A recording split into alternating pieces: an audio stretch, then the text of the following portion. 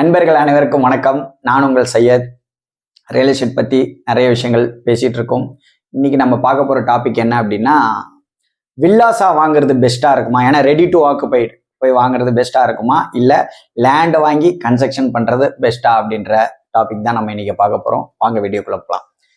So நிறைய பேர் most of the people என்ன நினைக்கிறாங்கன்னா, லேண்டு வாங்கி நான் கஷ்டப்பட்டு கன்ஸ்ட்ரக்ஷன் பண்ணுறதுக்கு எனக்கு டைமும் இல்லை, நான் ஒர்க் பிஸியில் இருக்கிறதுனால நான் போய் பார்த்துக்க முடியாது. அதை விட ஒரு வில்லா ரெடியாக வில்லா இருந்ததுன்னா லோன் தர போகிறாங்க, 80% 90% லோன் தராங்க, நம்ம வீடாகவே வாங்கிக்கிட்டு உடனே போய் ஆக்குபை பண்ணிக்கலாம் அப்படின்னு நிறைய பேர் நினைக்கிறாங்க. ஸோ அப்படி பண்ணுறது பெட்டரா அப்படின்னு கேட்டால் கண்டிப்பாக கம்மி. அது வந்து கரெக்டான சஜஷன் இல்லைன்னு தான் நான் சொல்லுவேன். பிகாஸ் நிறைய பேருக்கு நிறைய விஷயங்கள் தெரிஞ்சதில்லை. இன்னைக்கு வில்லான்னு விற்கிற அத்தனை வீடுமே எடுத்துக்கிட்டிங்கன்னா டியூப்ளெக்ஸ் வில்லாவாக தான் விற்பாங்க. ஸோ டியூப்ளெக்ஸ் வில்லா அப்படின்னாலே உங்களுக்கு லேண்ட் ஏரியான்றது கம்மியாக தான் இருக்கும். வீட்டுக்குள்ளேயே படிக்கட்டு வச்சு கிரவுண்ட் ஃப்ளோர் ஃபர்ஸ்ட் ஃப்ளோர்ன்றதை கட்டி அதுக்கான ஒரு சார்ஜஸ் இன்னைக்கு பார்த்தீங்கன்னா 80 lakhs 90 lakhs 1 crore அபோவ்லாம் இன்னைக்கு எத்தனையோ வில்லாஸ் இருக்கு. அதை விட பெஸ்ட் அப்படிங்கிறது லேண்ட் வாங்கி நாமளே கன்ஸ்ட்ரக்ஷன் பண்ணுறது தான். பிகாஸ் என்ன ரீசன் கேட்டிங்கன்னா, இன்னைக்கு எந்த வில்லாவும் ரெட் பிரிக்ஸில் கட்டுறதே கிடையாது, செங்கல்ல கட்டுறதே கிடையாது. AC block, solid block, cement block இந்த மாதிரி இதில் தான் கட்டிட்டு இருக்காங்க. ஏன்னா செங்கல் கட்டணும்னா அது ஒரு 10 செங்கல் வைக்கிற இடத்த ஒரே ஒரு சாலிட் பிளாக் வந்து கம்ப்ளீட் பண்ணிடுது. அவங்களுடைய காஸ்ட்டும் கம்மியாகுது அப்படின்ற ஒரு ஆஸ்பெக்டில் அதை பண்ணிடுறாங்க. ஆனால் நிறைய பேருக்கு தெரியறது இல்லை, வெயில் காலத்தில் ஹீட் எவ்வளோ இறங்கும், அது எந்த அளவுக்கு ஸ்ட்ராங் அப்படிங்கிறது. இன்னைக்கு நம்மளுடைய முன்னோர்கள்லாம் செங்கல் கண்டுபிடிச்சது சாதாரணமான விஷயமே கிடையாது. இன்னைக்கு ஒரு களிமண்ணை எடுத்து அதை சுட்டு அது ஒரு செங்கலை மாற்றி அந்த ப்ராசஸ் அப்படிங்கிறது ரொம்ப ரொம்ப நல்ல விஷயம். பிகாஸ் இன்னைக்கு நீங்கள் ஒரு 50 வருஷம் 60 வருஷம் ஒரு பில்டிங் தாங்கி நிற்குதுன்னு கேட்டிங்கன்னா அதுக்கு மோஸ்ட் பார்த்தீங்கன்னா இந்த ரெட் பிரிக்ஸாக தான் இருக்கும். இந்த சாலிட் பிளாக்லாம் இப்போ தான் வர ஆரம்பிச்சிருக்கு. இப்பயே பார்த்தீங்கன்னா நிறைய அப்பார்ட்மெண்ட்டில் கிராக் விழுவுறதா இருக்கட்டும், இல்லை வில்லாஸில் கிராக் விழுறதா இருக்கட்டும், இல்லை வீடோட ஹீட் ப்ராசஸ் வந்து அதிகமாக இருக்கிறதா இருக்கட்டும், இல்லை ஒரு ஹோல்ஸ் போட்டால் கூட உடனே அது கரெக்டாக அந்த ஸ்ட்ராங்னஸ் இருக்க மாட்டேங்குது. ஸோ அந்த மாதிரி நிறைய மேஜர் ப்ராப்ளம்ஸை ஃபேஸ் பண்ணிட்டு இருக்காங்க சமீபமாக வீடு கட்டிக்கிட்டு இருக்கிற அத்தனை பேரும்.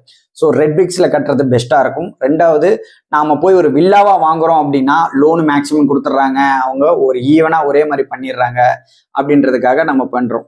மெயினாக பார்த்தீங்கன்னா கேட்டட் கம்யூனிட்டியாக தான் இருக்கும் எல்லா வில்லாவும். கேட்டட் கம்யூனிட்டின்னு இருக்கும்போது நம்மளுக்கு மெயின்டெனன்ஸ்ன்றது மந்த்லி 3000 4000 கொடுப்போம்.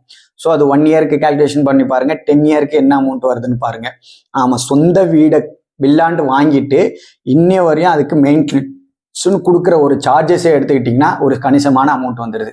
அதே நாங்கள் பால் மாறாமல் ஒரு லேண்ட் வாங்கி நமக்கு எப்படி வேணுமோ வாஸ்து பிரகாரம் பார்த்து ஒரு பில்டரை வச்சு ஒரு ஆர்கிடெக்டை வச்சு நாம் கட்டணும் அப்படின்னா நமக்கு எப்படி வேணுமோ, நாம் என்ன ட்ரீம் ஹவுஸ் கட்டணும்னு நினைக்கிறோமோ அது அத்தனையுமே அதில் அமைச்சிக்கலாம்.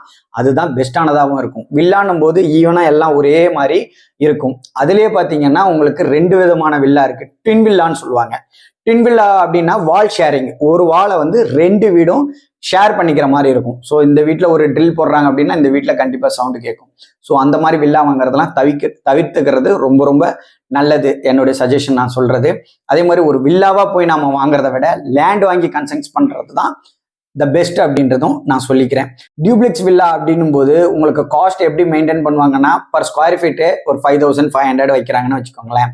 ஸோ 5500 பர் ஸ்கொயர் ஃபீட்னுவாங்க. பட் லேண்ட் ரேட் நீங்க கனெக்ட் பண்ணீங்கன்னா 4500க்கு போயிட்டு இருக்கும் அதே ஏரியாவில். இப்போ நீங்க கஸ்டமரை பொறுத்தவரையும் எப்படி யோசிப்பீங்க அப்படின்னு கேட்டீங்கன்னா, லேண்டே 4500, இங்கே 5500 கொடுத்தா ஒரு வில்லாவே நமக்கு கிடைச்சிருதே, எக்ஸ்ட்ரா ஒரு 1000 ரூபாய் போட்டால் ஒரு வீடோடி நமக்கு வந்துடுதேன்னு நிறைய பேர் நினைப்பாங்க. ஆனால் இதில் ஒரு விஷயம் நம்ம எல்லாரும் யோசிக்க மறந்துடுறது என்ன அப்படின்னா, எப்பவுமே வில்லா அப்படின்னாலே டியூப்ளெக்ஸ் வில்லாவாக தான் கொடுப்பாங்க.